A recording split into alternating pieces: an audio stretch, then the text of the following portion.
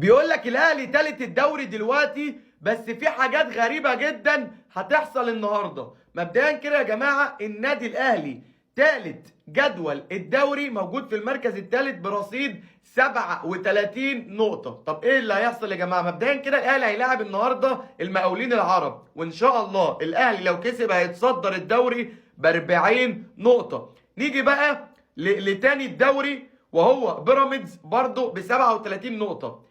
هيلاعب حرس الحدود النهارده وبنسبة كبيرة هيكسبهم، هيتصدر الدوري ب 40 نقطة.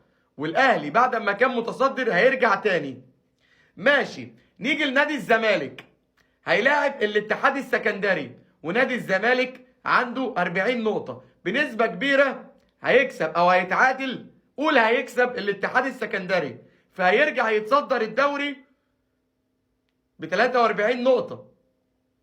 فكده برضو الاهلي كان مركز ثالث، طلع مركز اول، نزل مركز تاني، رجع تاني مركز ثالث. نادي بيراميدز كان مركز تاني، طلع مركز اول، رجع تاني مركز تاني.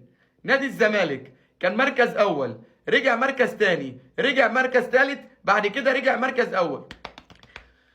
لا انا مش هتجنن، لا انا مش كل الناس يقولوا في الكومنتات يا جماعه، كل الناس يقولوا في الكومنتات يا جماعه النهارده الاهلي هيكسب وبيراميدز هيكسب والزمالك هيكسب، ولا في واحد منهم هيتعطل والاهلي هيتصدر الدوري. كل الناس يقولوا في الكومنتات اليوم النهارده هيخلص ومين هيكون متصدر الدوري.